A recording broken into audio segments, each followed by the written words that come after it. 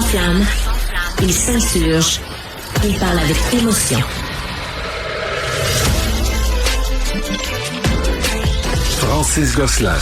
Frédéric Bastien m'en parlait plus tôt à l'émission là, de cet article fascinant là, de Dominique Scali sur le personnel enseignant des écoles primaires qui a pris la décision de retirer les devoirs à la maison et qui apparemment ne regrette aucunement le choix. Dans certains cas, ça dure depuis près d'une quinzaine d'années.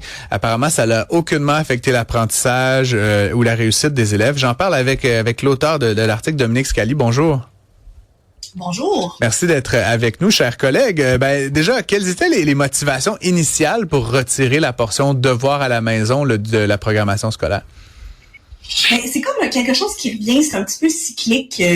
Donc, il y a une dizaine d'années, il y a eu comme une mode, un peu plusieurs écoles qui se sont mis à les retirer au primaire, bien sûr, que ce soit bien clair. Là, on parle ici du primaire et non pas de primaire secondaire. Mais c'est qu'il y a des études qui sont sorties il y a un certain nombre d'années qui parlaient du fait que il semblait pas y avoir beaucoup de liens entre le temps que les jeunes du primaire passaient à faire des devoirs et la réussite ultimement.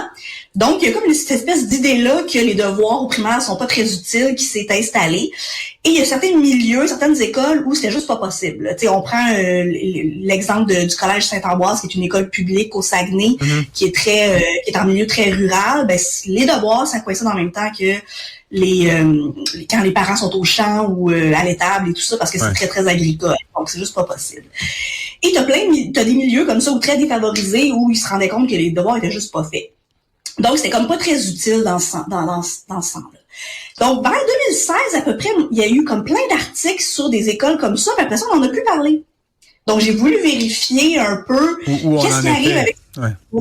C'est ça, qu'est-ce qui arrive avec ces écoles-là qui ont pris le virage il y a une dizaine ou une quinzaine d'années, pour me rendre compte que c'est vraiment une idée, on n'a pas de chiffres, donc on sait pas à quel point est-ce que c'est plus répandu là concrètement, mais l'idée semble avoir fait son chemin. C'est de plus en plus de parents qui osent s'affirmer en disant là, trop de devoirs, là, nous on n'aime pas ça, ou bon.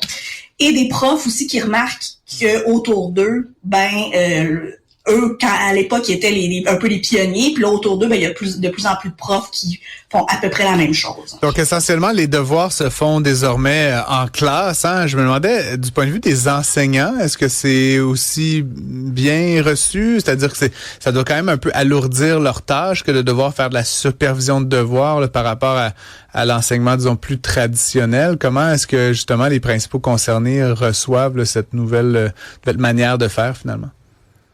C'est ça, il y a comme deux cas de figure. T'as les écoles qui décident que c'est l'école au complet qui fonctionne d'une telle manière, mais le cas de figure le plus fréquent, en fait, c'est des enseignants qui décident de le faire eux-mêmes. Donc, dans l'ensemble de mon dossier là-dessus va sortir demain, et j'ai interviewé notamment un enseignant qui, lui, a aboli les devoirs il y a une douzaine d'années, puis qui donne même des conférences à d'autres profs pour leur expliquer comment il fait. En gros, c'est sûr que tu prends du temps en classe pour faire les devoirs. Donc, c'est sûr que à la base, lui était un peu craintif parce que tu retranches à peu près une trentaine de minutes dans sa journée où il passait à enseigner. Mais il s'est rendu compte qu'en faisant ça, en bout de ligne, il gagnait du temps parce que les acquis étaient beaucoup mieux intégrés. Donc, au début, mettons, à l'automne, ça avance moins vite parce que là, tu prends un petit peu de retard parce que il y a un petit peu de temps qui est dirigé par les devoirs. Ouais. Mais comme les acquis sont plus solides, plus le programme avance, plus il s'est rendu compte qu'il arrivait à bâtir par-dessus ces acquis-là, dans le fond. Donc, il arrivait en juin, puis j'ai vu le programme au complet, alors qu'avant, il y avait de la misère à y arriver. Donc, c'est comme c'est de réaménager l'horaire. La journée n'est pas plus longue, c'est juste que ça exige que l'enseignant réaménage son horaire dans le cadre d'une journée.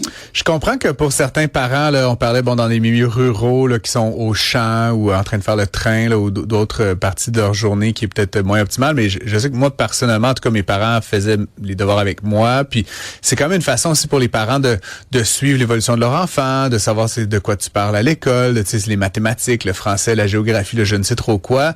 Je me demande quel rôle les parents jouent à ce moment moment-là, s'ils ont plus de contact, tu sais, avec le contenu scolaire en soirée, comment est-ce qu'ils sont impliqués dans l'équation s'il y a plus le devoir là, pour justement, tu sais, un peu témoigner de l'état d'avancement de leur enfant? C'est quoi qu'est-ce qui est attendu des parents dans des contextes comme ceux-là?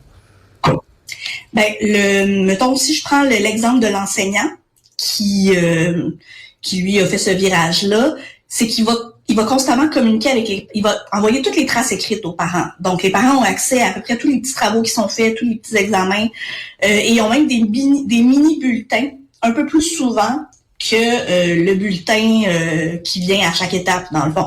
Donc, ce que lui me disait, c'est que chaque notion, par exemple, que ce soit les divisions de tel type, le parent va être au courant de où en est son enfant. Est-ce que ça va bien là-dessus? Oups, est-ce qu'il n'y a pas un peu de retard là-dedans? Est-ce que ce serait pas à travailler, tout ça?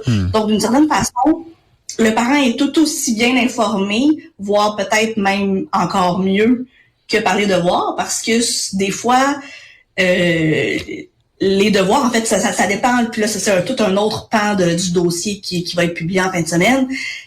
On peut se poser la question, c'est quoi un bon devoir? Parce que c'est pas tous les devoirs qui sont donnés par tous les enseignants qui sont qui ont une qualité égale. Je comprends. Et donc là, maintenant, les jeunes, ils reviennent de l'école, ils font quoi? Parce que j'ai le sentiment aussi que des fois, faire des devoirs, c'est une façon d'occuper les enfants pendant la soirée. Là, ils jouent, tout simplement, j'imagine. J'ai rien contre ça, mais c'est juste, moi, mon enfance, en tout cas, c'était que je revenais à la maison, je jouais un peu, je mangeais, puis après, on faisait les devoirs. Il y avait comme une partie de la soirée qui était quand même programmée à ça. Si on l'enlève, les enfants, donc, tout simplement, vivent leur vie d'enfant, j'imagine. Ouais, et en général, ce que les gens à qui j'ai parlé me disent, le but, c'est que les enfants fassent de la lecture. Donc ça, ce que à peu près toutes les recherches montrent, c'est que la lecture à la maison, ça, il y a vraiment un lien entre cette activité-là faite le soir et la réussite des élèves. Donc, ce qu'on veut, c'est libérer du temps pour que non seulement les jeunes jouent plus dehors, que la routine familiale soit plus simple, parce que bon, la réalité aussi des familles a changé avec les on n'est plus comme dans les années 80 ou dans les années 50 là. Donc où les deux parents travaillent et souvent il y a d'autres enfants, bon, c'est tout un peu plus compliqué. T'entends. Et c'est ça, donc jouer dehors, passer du temps en famille et surtout faire de la lecture.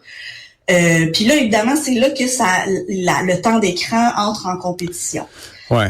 Ben, on en a parlé, c'est drôle, on en a parlé plus tôt cette semaine avec Jordan Chénard, là, qui est chroniqueur technologique et qui disait, en fait, que selon une étude, drôlement, les jeunes dans les régions rurales ont moins d'un rapport de dépendance aux écrans que les jeunes dans les villes, en fait. Et donc, il y a peut-être quelque chose à explorer, là, en matière de devoirs puis de dépendance aux écrans. Très intéressant, en tout cas, Dominique Scali. Je rappelle que tu es journaliste au Journal de Montréal, puis on peut lire, donc, un premier article qui est en ligne et le reste du dossier qui sera publié dans le journal ce week-end. Merci beaucoup d'avoir été avec nous à l'émission. Merci.